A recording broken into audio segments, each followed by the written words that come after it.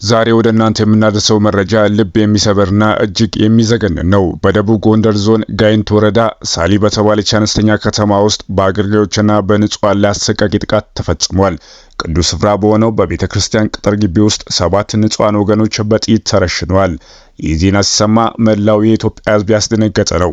ሚያዝያ 9 ቀን 2018 ዓመት ቀኑ አርብ ነበር። በዓለም ዙሪያ ያሉ ክርስቲያኖች ለአርብ ስግደትና ጸሎት በመዘጋጀት ሳሉ ነበር በሳሊ ደብረ ብርሃን ባለ እግዚአብሔር ቤተክርስቲያን ግን ተኩስ ነክሶ ዋለ። ጸበል ጻድቅ እየቀመሱ የነበሩ የቤተክርስቲያን አገልጋዮች በጥይት ተቆሉ። በዚህ ጥቃት የሞቱት እነማን ናቸው? 2 ወጣቶች ዲያቆን፣ 1 መሪጌታ፣ 1 የእንስሳ ሐኪምና 3 አርሶ አደሮች ነበሩ። እነዚህ ሰዎች ምንም መሳሪያ ያልታጠቁ በሰላማዊ መንገድ አምላካቸውን እያገለገሉ የነበሩ ወገኖች ናቸው። የ21 ዓመቱ ወጣት ዲያቆን በገዛ አባቱ ፊት በጥይት ሲዘረር የአባት ሰማዩ ተደፋብኝ ብሏል። ጥቃቱ የተፈጸመው በመንግስት ወታደሮችና በአካባቢው የሚንቀሳቀሱ የፋኖ ኃይሎች መካከል ውጊያ ከተቀሰቀሰ በኋላ ነው። ውጊያው የጀመረው የምርጫ ካርድ ውሰዱ በሚል የቀረበውን ጥሪ ተከትሎ እንደሆነ እማኞች ይናገራሉ። ነገር ግን ውጊያው ካበቃ በኋላ ወታደሮች ወደ ቤተክርስቲያኗ ቅጥር ግቢ ዘልቀው በመግባት 7 አገልጋዮችን በደረታቸው እንዲተኙ አዟቸው እንደነበር ተገልጿል። የዓይን እማኞች እንደተናገሩት ወታደሮች መጥተው ቤተክርስቲያኗን በረበሯት፣ 2 ጥበቆችን እንደበደቡ፣ ከዛም 7ታችንን በደረታችን እንድንተኛ አዘዙን። ተኩስ ሲከፈት 4ታችን በደመ ነፍስ ሮጥን አመለጥን፣ 3ቱ ግን እዛው በደማቸው ተዘረሩ ሲሉ የነበረውን ክስተት ይናገራሉ። ይሄ በደቡብ ጎንደር የታየው ምስል የሚዘገንን ነው። የሟቾች አስክሬን በጅምላና በምሽት እንዲቀበር ተደርጓል። ለምን? ምክንያቱም የሟች አካል በጥይት በጣም ከመጎዳቱ የተነሳ ለመያዝ ሆኖ በክብር ለመቅበር አስቸጋሪ ሆኖ ነበር። በስጋጃ ተጠቅልለው በ2 ጉድጓዶች በጅምላ ተቀብሯል። ይህ በታሪካችን ውስጥ ጥቁር ጠባሳ ሆኖ የሚኖር ድርጊት ነው። የሟች ቤተሰቡ የሚያወሩት ታሪክ አንጀት ይበላል። የ1 ዓመቱ ዲያቆን አባት ለቢቢሲ በሰጡት ቃል ልጄ የገደሉት በጭካኔ ነው፣ አስክሬኑ ፈራርሶ ነበር ብሏል። አባት ዛሬ ላይ እኔም ምን ኑሮ አለኝ፣ ንስሐ ገብቼ ልሙት እንጂ ከዚህ በኋላ አርሻ አልበላም እያሉ በሐዘን ተሰብሯል። ይህ ሁሉ ግፍ ሲፈጸም የወረዳ ሆነ የዞኑ ባለስልጣናት ምላሽ ለመስጠት ፈቃደኛ አልሆኑም። የንጹሃን ዋጋ ደም ዋጋ ዝምታ ነው። ቤተክርስቲያኗ ዛሬ ተዘግታለች። መቅደሱ በመሳሪያ ተመቶ ተበሳስቷል። ግድግዳው ፈራርሷል። አገልጋዮች በስጋት ወደ ቤተክርስቲያን አልተመለሱም። አድማጮቻችን፣ ይሄ እውነት ለዓለም ለማሳየት የተዘጋጀ ነው። በደቡብ ጎንደር ምን ተፈጠረ? የሟቾች የመጨረሻ ቃላት ምን ነበሩ? ከጥቃቱ የተረፉት አገልጋዮች ምን ይላሉ? እያንዳንዱ ሚስጥርና ዝርዝር መረጃ በዚህ ሰፊ ዘገባችን ይዘንላችሁ ቀርበናል። እስከ መጨረሻው አብራችሁ እንድትቆዩ በአክብሮት እንጋብዛችኋለን። ሚያዝያ 9 ቀን ሰዓቱ ከቀኑ 7 ሰዓት አካባቢ ይሆናል። በሳሊ ደብረ ብርሃን ባለ እግዚአብሔር ቤተክርስቲያን ቅዳሴው በሰላም ተጠናቆ ነበር። አገልጋዮች ልብሳቸውን ቀይረው ከቅዱሱ ታቦት በረከት ተቀብለው ወደ ደጀ ሰላም ወጥተዋል። እንደ ልማዱ ለአጥቢያ ምዕመናን ለአገልጋዮች የሚቀርበው ጸበል ጻድቅ ቀርቦ አገልጋዮች በደስታ እያወጉ ስለ ዕለቱ ቅዳሴና ስለ ሳምንታዊ መንፈሳዊ ጉዞ እያወሩ ነበር። ነገር ግን ከቤተ ክርስቲያኗ ቅጥር ግቢ ውጪ የጦርነት ነጋሪት እየተጎሰመ ነበር። በፋኖ ኃይሎችና በመንግስት ወታደሮች መካከል የተጀመረው የተኩስ ልውውጥ ከተማዋን እያናወጣት ነበር። ያልታሰበው ነገር ግን የተከሰተው ከጥቂት ደቂቆች በኋላ ነበር። የከተማዋ ሰላም የነሳው ተኩስ ወደ ቤተ ክርስቲያኑ አጥር ግቢ ተጠጋ። ብዙም ሳይቆይ በአካባቢው የነበሩ የመንግስት ወታደሮች የቤተ ክርስቲያኗን በር በኃይል በመክፈት ወደ ግቢው ዘልቀው ገቡ። ወታደሮቹ ወደ ግቢው ሲገቡ በጸሎት ላይ የነበሩት አገልጋዮች ነበሩ ያገኟቸው። የዓይን እማኞች እንደሚናገሩት መጀመሪያ ያገኟቸውን 2 የቤተ ክርስቲያን ጥበቆች ያለ ርኅራኄ መደብደብ ጀመሩ። በመሳሪያ ሰደፍና በአፈሙዝ ጭንቅላታቸውን እያሉ አፈራረሷቸው። የቤተ ክርስቲያኗን ቅድስና አልተጠበቀም። የደጀ ሰላም ክብር አልታሰበም ነበር። የዓይን እማኞች ለቢቢሲ እንደተናገሩት ወታደሮቹ ሲገቡ የዓይናቸውን ደም ለብሶ ነበር።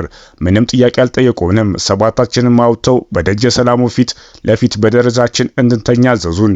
እንዴት ንጹሃን ትገድላላችሁ ብለን ለመለመን እንኳን ጊዜ አልሰጡንም ይላሉ። መሬቱን እንድንመስል ተገደድን። በዚያም ሰዓት የሚሰማው የጓደኞቻችን ትንፋሽና የወታደሮቹ የጫማ ኮቴ ብቻ ነበር ሲሉ በሰዓቱ የነበረውን ክስተት ይናገራሉ። 7ቱ አገልጋዮች መሬት ላይ ተዘርረዋል። ከመካከላቸው የ21 ዓመት ወጣት ዲያቆን ይገኝበታል። ገና የወጣትነት ወዙ ያልጠፋ ለቤተክርስቲያን ፍቅር ሲል ሕይወቱን የሰጠ ምስኪን አገልጋይ ነበር ይላሉ። ወታደሮቹ አፈሙዙን ወደ እነዚህ ንጹሃን ደግነው በዚያ ሰዓት ቤተክርስቲያን ውስጥ የነበረው ዝምታ በጥይት ድምጽ ተቀደደ።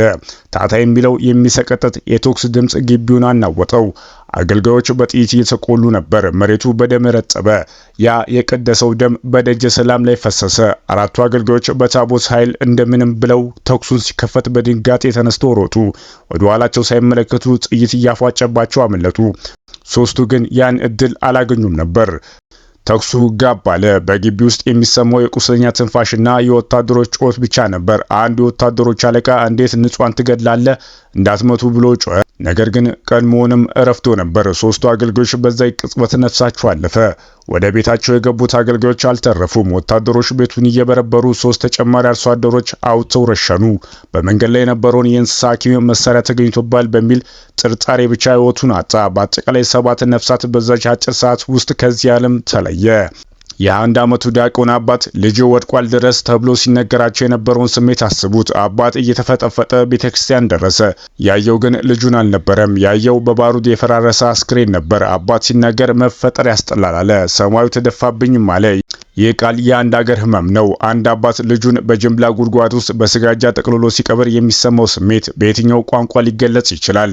ግድያው ከተፈጸመ በኋላ የሳሊ ደብረ ብርሃን ባለ እግዚአብሔር ቤተክርስቲያን ድምጽ አታለች። መቅደሱ ያለ ቆርቆሮ በመሳሪያ ተበሳስቶ ዝናብ እያፈሰሰ ነው። ግድግዳው በጥይት ተቆፍሯል። አገልጋዮቹ ጓደኞቻቸው ስለሞቱባቸው መቀደስ አልቻሉም። የሁላ ግፍ ለምን ተፈጸመ? ንጹሃን መሆናቸው የታወቀ ለምን የጅምላ ግድያ ተፈጸመባቸው? ቤተክርስቲያን ለምን የጦር ሜዳ ሆነች? እነዚህ ጥያቄዎች ዛሬ መልስ ይፈልጋሉ። መንግስት ዝምታ መርጧል። ህዝቡ ግን እያለቀሰ ነው። አርብ ሚያዝያ 9 ቀን የፈሰሰው የንጹሃን ደም ሌሊቱን በሐዘንና በድንጋጤ አጥቁሮት አድሯል። በሳሊ ከተማ ውስጥ ለቅሶ እንኳን በነጻነት አልተደረገም። ጥቃቱ በፈጠረው ስጋትና የሟች አካል በጥይት በመበላሸቱ ምክንያት ቤተሰቦች የመጨረሻ ስንብታቸውን ለማድረግ እንኳን አልታደሉም። የሟች ስነ ስርዓት ቀብር የተፈጸመው በምሽት ነበር፣ በሁለት ጉድጓዶች በጅምላ። ይህ በኢትዮጵያ ኦርቶዶክስ ተዋሕዶ ቤተክርስቲያን ታሪክ እጅግ አሳዛኝ ክስተት ነው። አገልጋዮቹ በክብር በግንዘት ተገንዘው ሳይሆን በስጋጃ ተጠቅልለው ወደ መሬት ወረዱ። ያ የቀደሰው ደም በስጋጃ ላይ እንደታተመ አፈር ተጫጫናቸው። ጥቃቱ በሰዎች ላይ ብቻ አይደለም የተፈጸመው፣ በእምነት ተቋማት ላይ ከባድ ውድመትም ደርሷል። የደብረ ብርሃን ሳሊ ባለ እግዚአብሔር ቤተክርስቲያን ዛሬ የቁስለኛ ምስል ትመስላለች። የመቅደሱ ላይኛው ቆርቆሮ በመሳሪያ ተመቶ ተበሳስቷል። ግድግዳው በከባድ መሳሪያ ስደፍ ፈራርሷል።